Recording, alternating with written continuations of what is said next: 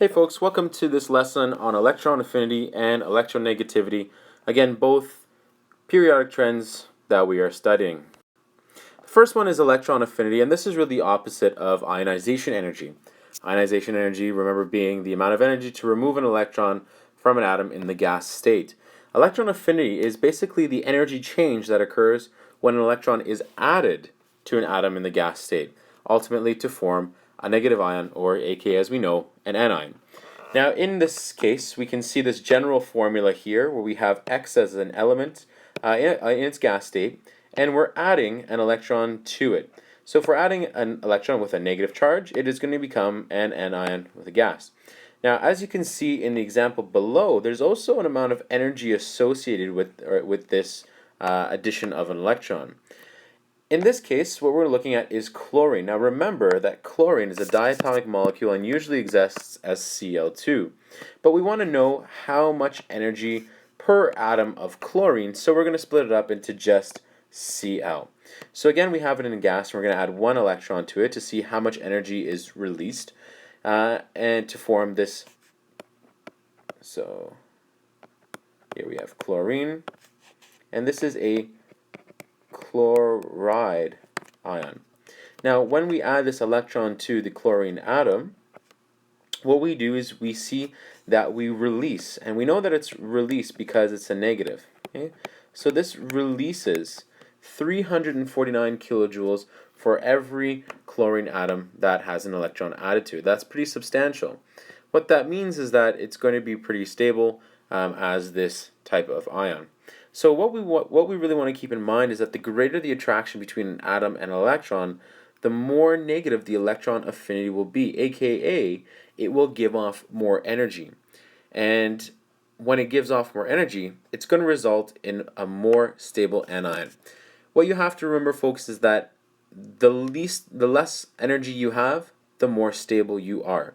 So if it has more of an electron, more negative electron affinity, that means it's going to give up more energy and it's going to become more stable.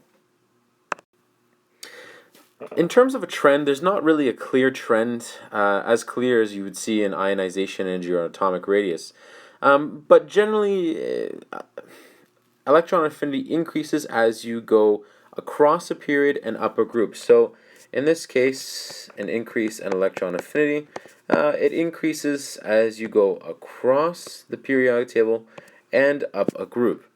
Now, there's not a clear trend because there's a lot of exceptions within this this periodic trend, and we'll just look at a couple here. For example, oxygen, fluorine. Again, we should see that electron affinity increases as we go up the group, okay, up the group over here. So as you can see, it's going from 270, 298, 327, 352, and then all of a sudden back down to 331. Weird. Same thing, 190, 192, 197, 202, 142. So this is an anomaly, this is an exception, and the reason for this exception is due to the size of oxygen and fluorine.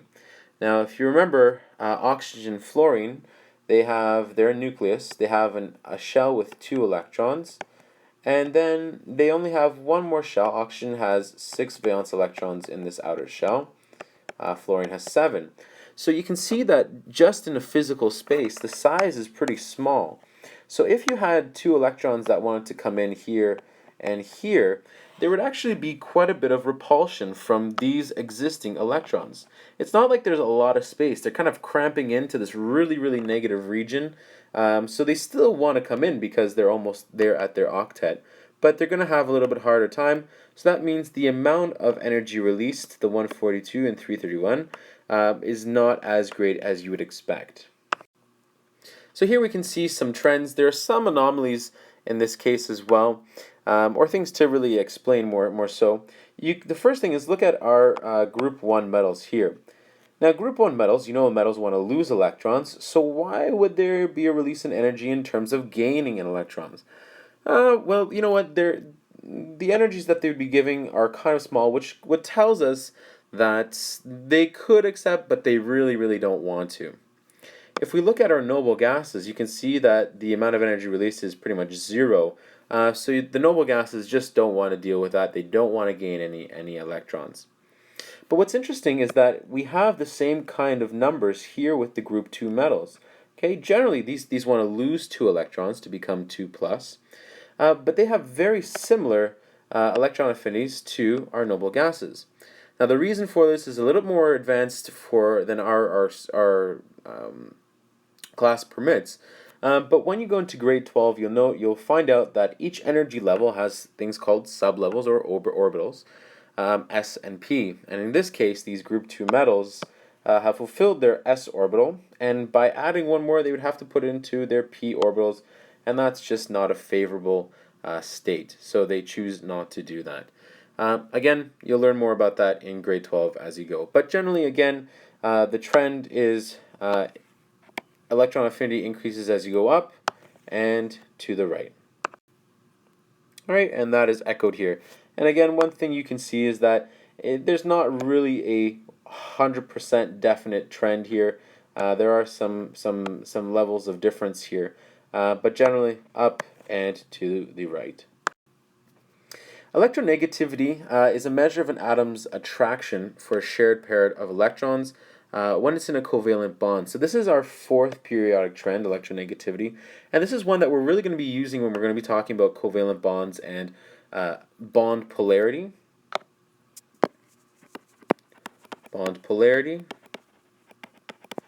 and molecular polarity. Okay. So we're going to be talking about this more when we get to these little parts, but just kind of explain it here. When we look at a bond, in this case we have nitrogen and we have hydrogen. Now later on you'll also know that nitrogen can form 3 bonds in total and has these little lone pairs at the top. But right now what we're going to do is we're just going to focus on this bond itself, the nitrogen-hydrogen bond. Now, as a default, what we see is that these electrons are shared pretty much evenly in between these 2 atoms. But realistically, these electrons are found a lot more closer to nitrogen than to hydrogen. Now, please don't use this line as a scale. We're just demonstrating that they will be closer to hydrogen. They're still shared equally. Okay, so they're shared equally, but they're shared unevenly. Okay, and that's the key. So they're still shared, but they're unevenly shared or unequally. So unequally shared. Okay? And this is because nitrogen has a larger electronegativity than hydrogen. As you'll learn in a few minutes, nitrogen has electronegativity of 3.0 and hydrogen has an electronegativity of 2.1. So the nitrogen is going to pull the electrons closer to itself because it has a higher nuclear charge. Remember, the electrons are negative. Nuclear charge, or the nucleus, the charge of the nucleus, is positive. The more of an attraction between the positive and the negative, the more the electrons are going to be pulled towards that direction. To measure electronegativity, we look to a gentleman called Linus Pauling, who created the Pauling scale, and something that we still use for electronegativity. He came up with the concept of electronegativity when he was researching the nature of bonds. And what he saw was he assigned fluorine, F, the highest electronegativity. And he said that's going to be 4. And it's just an arbitrary number, but then after that he based all the other electronegativities in the periodic table off of the electronegativity of fluorine. So these are all arbitrary numbers, there's no intrinsic meaning, but they are a relative scale that helps us understand and use electronegativity a little bit easier. So as you can see here, if we look at the periodic table, it's kind of color-coded. If we look at our group 1 metals, we can see that for example, rubidium has 0.82, 0.82, 0.93, 0.98. So as we can see, it's going up in electronegativity. Okay. So as we go up the group, we have an increase in electronegativity. And similarly, as we go across the periodic table, we also see an increase in electronegativity. So overall, our trend is towards fluorine. And that makes sense because fluorine has the highest electronegativity in the periodic table, so it should be going in that general direction. So to explain it, we use a very similar explanation of an electronegativity as we used in ionization energy. This is a graphical representation of what is happening going down a group, and in this case group 2. We can see that starting from beryllium all the way to barium, the electronegativity is generally decreasing. And again, we're seeing a decrease in the values here. The reason for that is, remember that as we go down a group, we're adding more and more electrons. Those electrons need to take up space, and they take up that space in energy levels.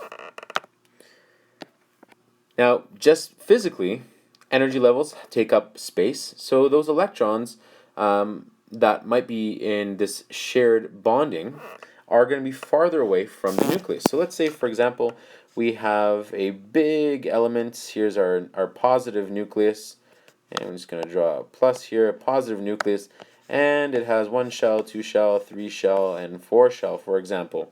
So it's a pretty big atom.